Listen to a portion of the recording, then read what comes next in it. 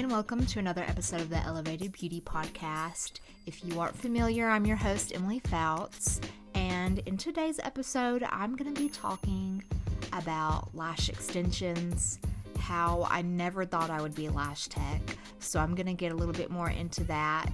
And yeah, maybe if you guys are interested in lashing but haven't taken that step yet, I can give you some insight. So if you're interested, then keep on listening. Okay, so I'm going to start off by saying my bread and butter is skincare and Brazilian waxing. That's what I have specialized in for so long, and that's still what I'm very passionate about. But lash extensions are something that I have picked up in the past 6 months, and it was something that kind of intrigued me for a minute, but it's never something that I actively sought out to do. So when I moved to Colorado Springs, I was a stay-at-home mom. My daughter was 3 months old.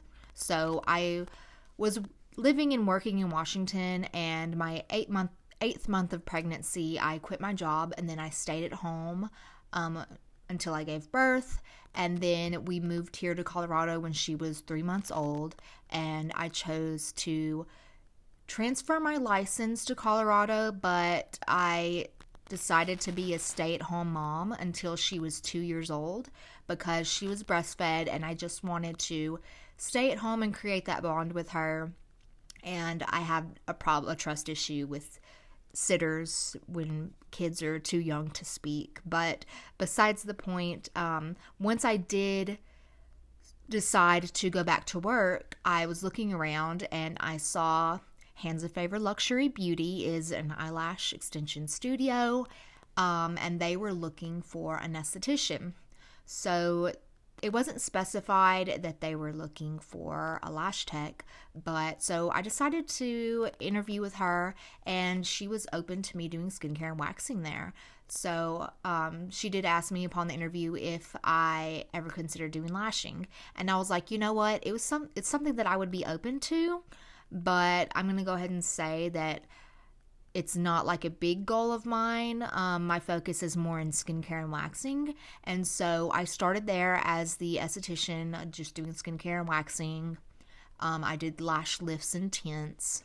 And then a little while later, I think I actually came to her because JoJo is the owner of Hands of Favor Luxury Beauty here in Colorado Springs, and she is a master esthetician. She does hybrid and volume lashes, as well as she trains. So she offers training courses to teach people how to lash. And I think I came to her and was like, you know what, I think you could benefit from it, and I can kind of see if it's something that I am comfortable offering, because she doesn't do classic extensions. So I was like, maybe if you give me some pointers on how to do classic extensions, we'll kind of see if I'm cool with it and if it's something I enjoy. And then, I can offer that for you, because she was turning away clients because she didn't offer classic extensions. So I decided to start practicing, and I actually picked it up really quickly. Really, like, the idea of doing eyelash extensions for me, I had it in my mind, like, this is going to be super intimidating and tedious, and I'm not going to enjoy it because it is tedious work.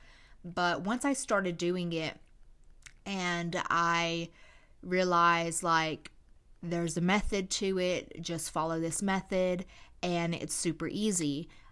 And I'm pretty good with tedious work, I think, because I do hyperfixate on things. So it actually was less tedious for me, and it was more like therapeutic for me to do lashes.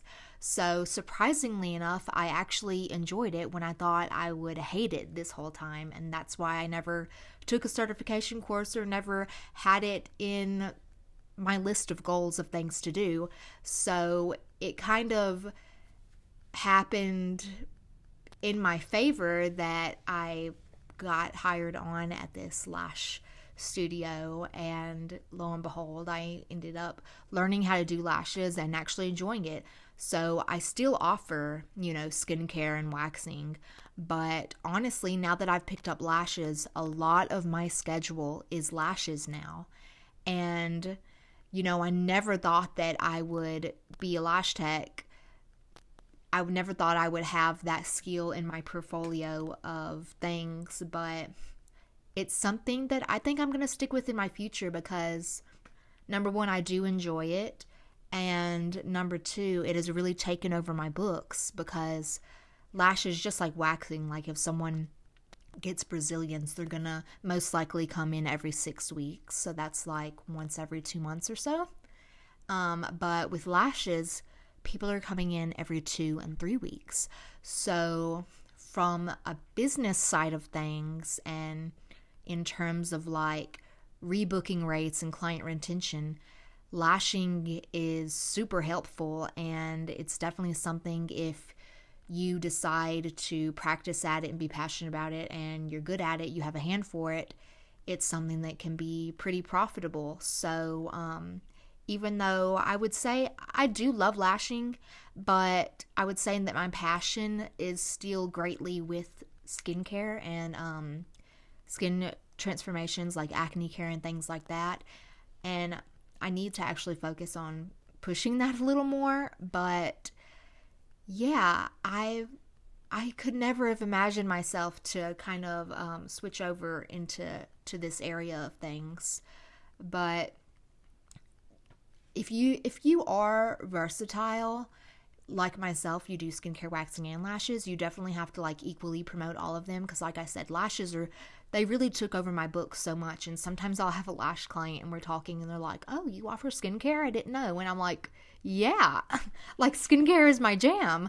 But really, that kind of tells me like I'm not talking about it enough, I'm not posting it enough.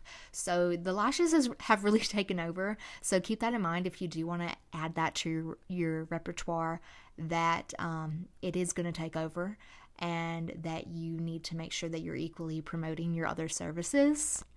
And something that I actually noticed in the lashing community is, so it depends on the state. Like in Texas, you don't actually have to be a licensed esthetician or a licensed cosmetologist. You don't have to have a license through the Board of Cosmetology to perform lash extensions.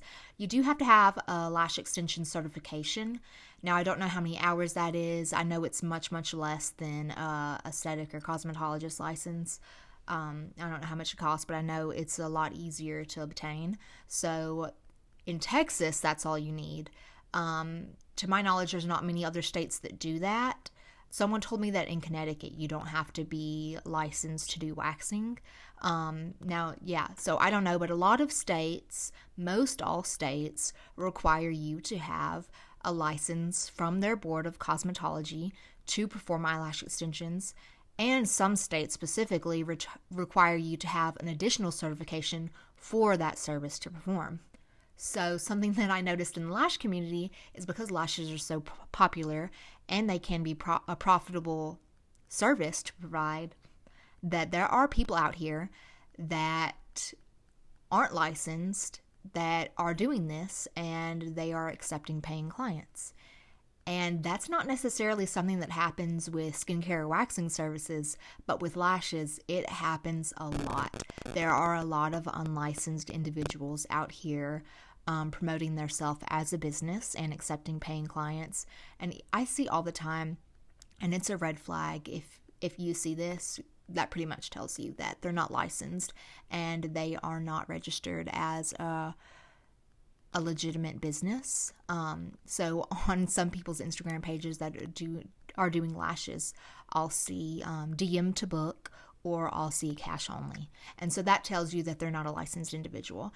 And I've said this before in some of my episodes, some people might not care that their provider is licensed or not, but I don't want this to sound hateful or judgmental, but if you're smart, you will care, because there are things that we learn in school and practices that we have to follow because we get inspections from the state board. And if we are not following these procedures, then we will get fined. So, we have to make sure that we're following all these rules and sanitation guidelines.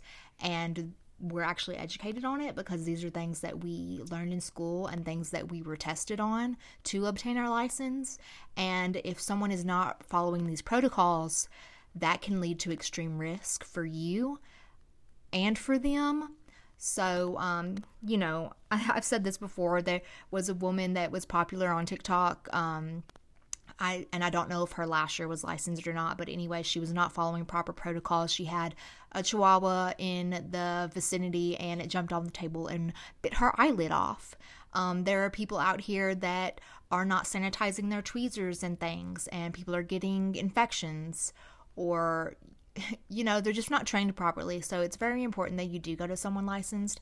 But that is something that is very popular in the lashing community, just so you know. And I know a lot of people, especially newer estheticians, it really bothers them when they see someone doing these things, and they're not following the laws.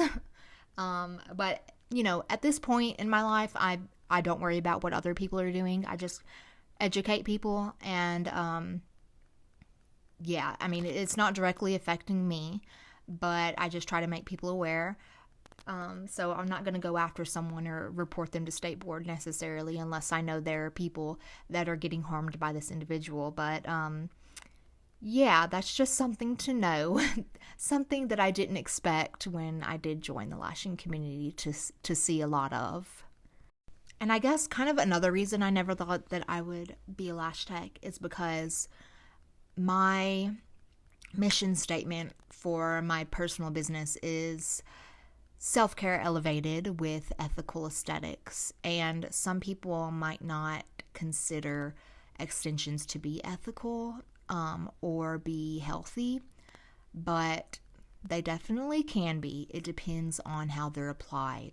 So for me, I do classic and hybrid lashes. I don't do volumes because I feel that volumes, they are too heavy for the natural lash. There are a few people who have a really healthy, long and thick in diameter natural lash that can properly sustain a volume set, but over time, it is going to cause wear on your lashes. So for me, from an ethical standpoint, I prefer to do things that are going to maintain the integrity of your lashes. And that's not to say that if you are a lasher that is doing volume extensions, that your clients that you're not respecting the integrity of their lashes, because I'm sure you are. But for me, I feel like volume lashes are a little more on the risky side of doing so, of being able to maintain a healthy lash.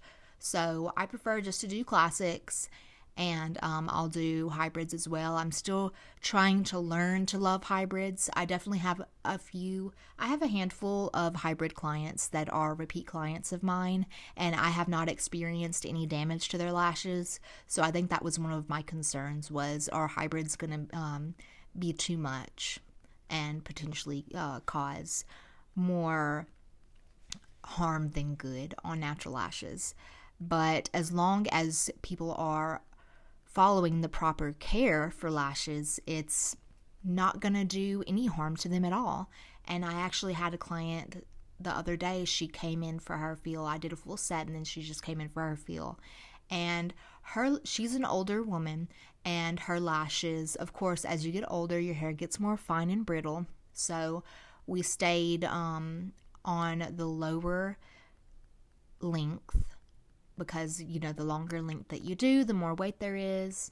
So her lashes laid sideways. So she is an African American woman, and as you may know, African Americans typically, you can have curly lashes. They are more prone to having curly eyelashes, and so her lashes kind of curled off to the side. Not kind of, they aggressively curled to the side. And so of course you can definitely apply extensions to lashes that are not straight. You just have to apply it in a particular way. So I applied it, and I was like, we'll see. I don't know, because I've never lashed anyone that had such an aggressive curl to their lashes. And to my knowledge, I've heard other texts say that if someone has curly lashes like that, you can do a lash lift, so you can perm them in an easier and straight position. But I think that kind of compromises the integrity of your lashes a little bit. So what I mean by that is the strength of your lash. So it probably makes your lash a little bit weaker than it naturally would be without the perm. So that's just my opinion. I haven't seen any scientific or any studies on that, but yeah, I feel like when you alter the chemistry of your hair, that it can maybe make the strength a little bit less. But anyway, I prefer not to do extensions on people that have lash lifts. It's kind of one or the other for me. So we did the extensions on her, and then when she came in for her feel, the extensions literally trained her lashes to grow in normally instead of sideways. So in her case, it did more help than harm. And like I said, as long as you're following the aftercare, if you're cleansing your lashes and brushing them, and not putting, gel-based eyeliner or mascara on, or a lot of like cream eyeshadow and different things like that, then your lashes are going to stay and maintain health. They're going to stay healthy. So of course, if you are not following aftercare, if you're not cleansing your lashes, you're going to get buildup. That is going to kind of get in between the lash extension and the natural lash and make them fall out. Or your lash mites, we naturally have lash mites. They will build up, they will increase, and you'll get like a crusty lash line, which can potentially lead to infection, which leads to inflamed hair follicles and lash loss. So all you have to do is follow the aftercare and maintain your hygiene, and your lashes will be healthy.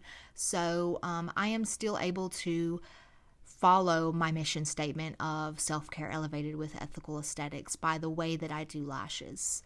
So that was kind of something that I was concerned with, but I just have to keep that in mind. Like, I need to stick with my brand and maintain my ethical standards. And yeah, I'm not going to get into the volume side of things, because that to me, it does not fit in with my brand, or does not fit in with how I view aesthetics. But I think that my lash extensions flow in well with, like I said, I just offer classics and hybrids, and I don't do it heavy. I make sure that I'm not causing any harm by applying heavy lashes on a natural lash that can't maintain it. So it flows with everything, and I think all of my services reflect my business well. But yeah, that was definitely a concern of mine. But I'm happy to say now that I'm a lash tech, and it kind of feels weird because I've identified myself so long as like specializing in skincare. Like, I'm the skincare girl, I'm the waxing girl. But yeah, after doing this as long as I have, I've literally done everything that an esthetician can do. I've worked in a med spa. I've done laser, fat reduction, I've done microneedling, I've done heavier chemical peels, I've done body wraps, I've worked in a Vichy shower, done body scrubs, like fluffy facials, clinical facials, acne boot kit. I've done everything. And so I think it was important that I at least tried this out. And of course, lo and behold, I love doing it. So definitely don't shy away from anything, because it's an idea that you're going to hate it. Like, you actually have to try it first to have an informed opinion. And I was lucky enough to have been trained by the business owner at Hands of Favor Luxury Beauty. It's just her and I. And so I was lucky enough to be able to gain insight and training from her. But depending on what state you're in, you will need to get a state accredited course. So a lot of people offer courses, but your state might require your certification to list the hours that the course required, or a state seal. So definitely check in with your state board and see what they require for you to provide the service, and then go from there. And most lash extension courses, I think, are under $1,000. So it's a little expensive, but it could be worse. And you've got to think about like what this is going to do for you and your business. It's definitely going to be a return of investment. But, some states don't even require a certification course. And you can definitely learn online and do your own research if you are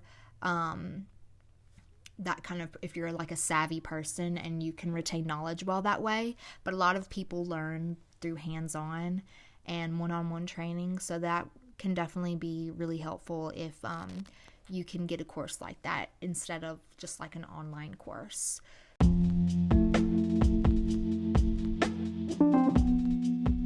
All right, guys, thank you so much for listening. As always, I will see you next Monday at 8 a.m. Mountain Standard Time for another episode.